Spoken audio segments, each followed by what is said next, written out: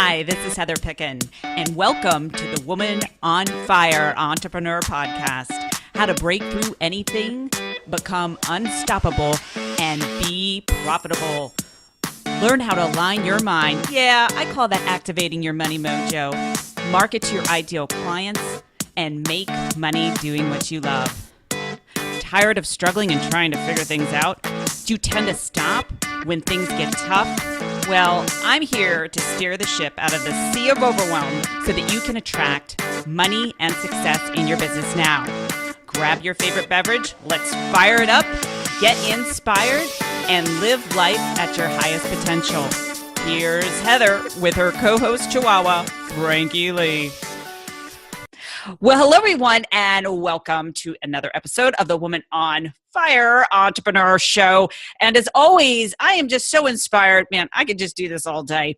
To bring you guests that are here to help you with your mission and purpose and building a business that you absolutely love. And I absolutely love the topic we're going to be discussing today. And my guest, Moneeka Sawyer, is going to be sharing with you about choosing your bliss and we're going to get into the power of practice, of joy and contentment. And I have to tell you, Moneeka, this is a lot. This is hard for some people because, we live in a world where there's a lot of fear, especially when you're building your business. People are freaking out about money. So welcome to the show. Thank you so much. I'm so excited to be here. Yeah, and we just like to have fun. And I just want to share with our listeners right now, if you're over on iTunes, I encourage you to go over to heatherpicken.com because you can see our smiling faces on video. If you just go over to the blog part, it just makes life more interesting. But Moneeka, let's talk about this subject about, finding your bliss, getting into this space of joy and contentment. Now, one of the things that I know, especially women, because we can get a little bit emotional, how do we navigate around that to get in that, place of bliss? Like, what do you find? Let's start with mistakes, because sometimes I like to lead with that. What do you find are the biggest mistakes in really allowing women to step into that place of, getting into feeling better, really? Yeah. So that's an awesome question. What a great place to start. So actually, the book that I just wrote is called Choose Bliss, which is why we're talking about that today. One of the quotes in my book is that bliss is not circumstantial. It's a way of being. And I think that the biggest mistake that all of us make, but women in particular because we are emotional, is that we wait for an emotional feeling to an emotional reaction to feel bliss or to believe we're in bliss. And the reality is that we can choose to react to things the way that we have control over. We make our choices, right? And so we can react or not react. And what helps us to do that is to create sort of that internal feeling of joy and contentment that keeps us stable. So that even in those moments when we do react, we are very resilient and we come back to our sort of core state much more quickly. If we're sad, we become more joyful more quickly. If we're reacting emotionally, we tend to come back to center. So really, it's an understanding that bliss is not happiness as far as I define it. Bliss is that state of emotional stability that gives us peace and gives us a foundation to play on top of. So we can have those really sad feelings, those emotional reactions, but we always come back to this like stability and contentment and just a core joyfulness. So that's why I say that bliss is not an emotion. Bliss is a way of being. It's not circumstantial. it's dependent on our reactions to any particular circumstance. Does that make sense? Absolutely. I can think back when I first started my business, man, I needed this book because I would get into what I've coined it, my freak out moment. It would go something like this. I would open up a bill and I would start freaking out because I couldn't pay for it. And that was all of my emotions were wrapped up around money. And I had discovered, throughout the years, like you cannot get emotional around money. So what you're saying, let's just say in this case, is, what your tools in your book is really helping women to balance out their emotions. So like if they are having their quote unquote freak out moment, that they've got some tools to work with. So can you give us an example of kind of like a practice or maybe one little tip or step that women can do when they're in that moment where they really need to equilibrate their mind? They need to start shifting into a different place. Right. Okay. Yes, I have an exercise that I do every single time this happens. I call it stop, drop, and breathe. And what that is just when you're having a moment like that, if you can catch it, and I know sometimes it's really hard, but if you can catch it, to just stop, like literally stop the motion and then drop, as if you're taking the thoughts that are going into your mind, as if you're taking those, literally drop them into your heart.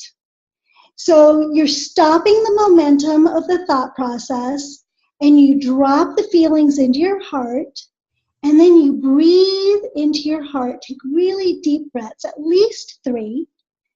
And then and sort of imagine that breath cleansing your heart and cleansing those thoughts. And then when you breathe out, send that breath down into the ground so that all that emotion and all those scary thoughts can now be recycled by the earth and used for other wonderful things, and they're not anymore interrupting you. Sometimes when we're in a really scary place, it takes a little while, so you might need to do it a few times. Sometimes it's not going to be instantaneous, but I will say this, the more you do it, the more practice you have, the quicker, and that's why I talk about in that state of bliss, you're so much more resilient. These practices that you do are much more effective quickly. So did that make sense? Yeah, absolutely. Absolutely. Because, a lot of what you're saying is you've got to be aware of what's going on and then realize that you have the power in that moment to shift your perception. And I like that process where you're just saying, okay, allow it to drop into your heart, that heart space. I think that is a very lovely way to kind of shift, all the mucky muck that's going on. I know for me years ago, it caused so much stress being emotional around money or just freaking out about anything, because let's face it, we were taught, at least I know growing up, to be reactionary, not having the tools. And I would model my parents to see how they were reacting. And I know that's part of why I do what I do and why I've attracted the kinds of clients. So I'm just kind of curious, what inspired you to write this book? So actually, I have been an executive coach for many years, for about 11 years.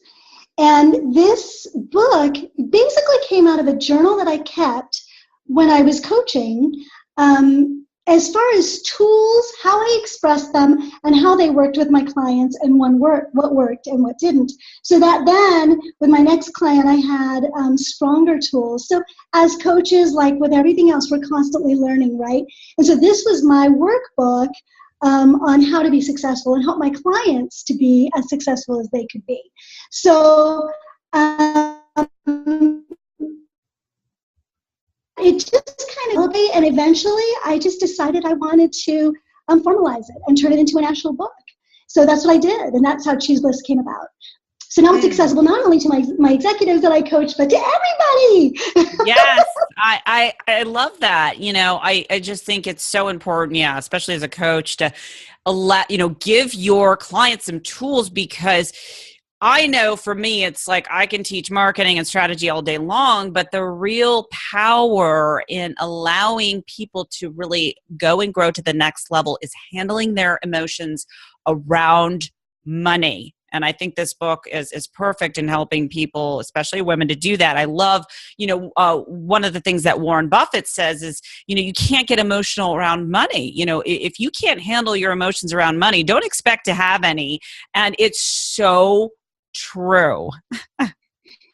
Yeah, and actually what's interesting is that we as people have our emotional reactions. And so to say that we can't have something just makes us have it more. Have you noticed that?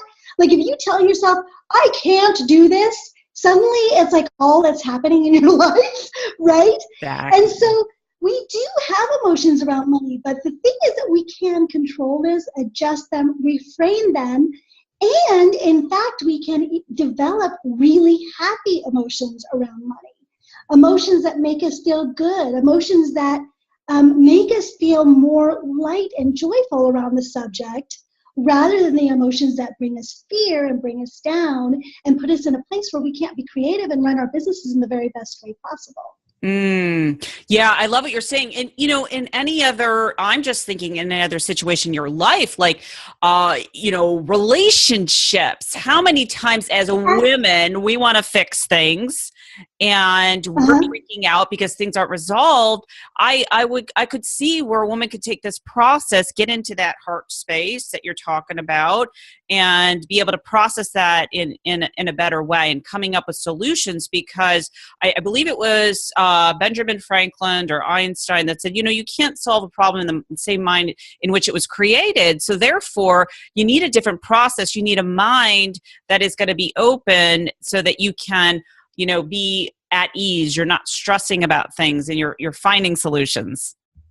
That's exactly right. And that's why Choose Bliss was not written as a business book. Even though it was for all my business clients, the reality is that you can use the tools in the book in every area of your life. Whether it's money, it's your business, it's relationships, it's a vacation, whatever it is, training your dog, right? That you're doing in your life, we have emotions, often heavy emotional reactions. And if you're able to use the tools in this book for all of those things, life in general just becomes more blissful, right? So that's why I called it Choose Bliss, because I really want it to be applied everywhere, with money, in business, in relationships, with children, with our friends and our parents, in every part of our life. It's all applicable.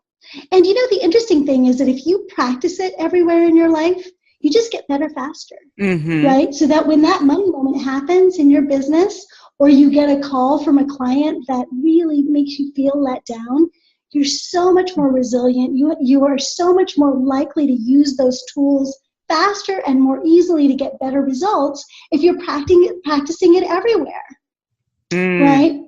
I love that. Yeah. Especially let's face it, when you own a business and you're growing it to the next level, I will be the first one to tell you, if you don't have challenging clients and your business is not big enough, so you have to know how to manage that. And then, if you want, you can boot them, kick them to the door, but you definitely need some kind of tool to help you to navigate around those emotions. I love the fact that you're saying choosing bliss, because in my mind, I think as human beings, we are choosing in the moment of how we want to feel. Like if someone says, "Oh, you're an idiot," I can interpret that two ways. I could say, well, you're an idiot for calling me an idiot. Or I could be like, oh my gosh, they called me an idiot. And so let's just say I allowed myself to, be hurt by that. I could have a process, like your process, to shift me into that a better emotional space. Because, with our emotions, and I'm sure, I don't know if you've referenced this in your book, but if we don't handle our negative emotions, they can age us, they can cause us to break down. And you mentioned earlier, not being in that creative space. Right. Yeah, that's exactly right. You said something really awesome about this too, is that, and it's gone. It'll come back. It'll come back. Well, I will say, I was going to say, talking about perception, your book is about choosing. And I love the quote by William James that goes something like this. He was a famous psychologist, and he said, as human beings, we have the remarkable ability to choose our perception. So what you're saying is in total alignment, that we have the power to choose our emotions any given time, to switch that. And therefore, if we do that, if we keep working on this process, it's just going to allow everyone to go to the next level of what I call their business evolution. And really, that is not only their business, but their entire life. Right. And it was about perception that I wanted to comment about. There's a whole section in the book about managing your own beliefs and your own personal self-talk. So what you were talking about, someone says you're an idiot. There's a whole series of reactions that we have, but our self-talk should never be, yes, I'm an idiot. And that self-talk is also going to determine how we react to that other person when they say that. So there's a whole section on that about our self-talk and how to manage that. And our perceptions are so important. So those are two separate topics that are covered in the book. One is the self-talk, and another one is about reframing, which is an even more concise way of creating a perception that serves us better in any given situation. But our perception about what's going on is everything. That's going to determine our emotions. That's going to determine our success. That's going to determine how we react to everything. So it's a really big topic, and yes, I do cover that in the book. Yeah, I love that. It is, I just kind of want to expand on that. It is everything. So I just want, like in a business situation, let's say you're on a sales call and you're wanting to get that client and you're focused on money, which you should not be doing, but a lot of people do that. And let's just say for some reason that client didn't go through, then people have a tendency to get into their panic mode, freaking out. But, what you're saying is, if you just shift your perception, that will allow you, like I totally believe that allows you to magnetize those amazing clients, growing your business, because just because that one person said no, it doesn't mean it's the end of the world. Yeah. And as a matter of fact, if you had convinced them, would they be the kind of client that you wanted? I mean, I do think that people self-choose themselves into our businesses. Exactly. Right? And so you don't want to be chasing somebody who's a no. I mean, obviously, if there's some things that they're not understanding, or there's a reason that they might be a good fit and you might want to continue the conversation, but you don't ever want to be chasing money or chasing a client when they don't want to be a part of your world, right? And if you are able to keep that perception, as you're saying, then of course we're going to magnetize the people that want to be a part of our business, want to be a part of our world, want to be a partnership in their growth, right? And in our growth too, as business people, every one of our clients helps us to grow too, right? So we want the right people magnetized to us. And our perception and attitude and our reactions are all those things that are going to attract people, the right kind of business, and all that money that we love in our businesses. I love that. Yeah, it's so true. I have a quote, like, if you have to drag them in, you have to drag them around. So you don't want to get emotional about clients. But if you do, then, again, you're saying, choosing your bliss, going into that space where you're shifting your emotions. And I know, for a fact, if you are choosing your emotions, you are actually wiring and firing those neurons in your brain to start being like really having that different personality. There's a great book by Dr. Dispenza, and it's Breaking the Habit of Being Yourself, where you essentially can change the nature of who you are. So if you're always a negative person and that's not going to be helpful in your business or any other area of your life, it's important to have some kind of process to be conscious of it. So you're basically just helping people to be conscious of their emotions. Then you're giving them a process that they can actually change their brain. Yes, absolutely. And change their lives, right? Because if you're a totally negative person, like, how does that feel walking around every day? Yeah, right? not good. And I'm telling you, like, I used to be so guilty. My story when I started my business, I was so in the fear. You just feel better. Life feels better, right? It's so true. I mean, it is, I believe, what you're telling us is really the single biggest thing to people's successes. They want like the marketing funnel and the plan, and all that is important. Don't get me wrong, but this is success. This is the foundation that is going to make your business go to limitless possibilities. I mean, that's why I love talking about this. So I appreciate what you're saying, and I appreciate this book. And I want to give everyone the title again. It's called Choose Bliss, The Power and Practice of Joy and Contentment. And there's a link down below this video or in the show notes, depending on what platform you're listening, so you can grab her book. And I know before we go, because I'm looking just at our time here, is there anything else that you want to leave our listeners or viewers to really think about in this subject about choosing our bliss? Yes. I want everybody to really get that bliss is our birthright. We're born as blissful beings. And somehow life teaches us that we can't be that. But it's our birthright.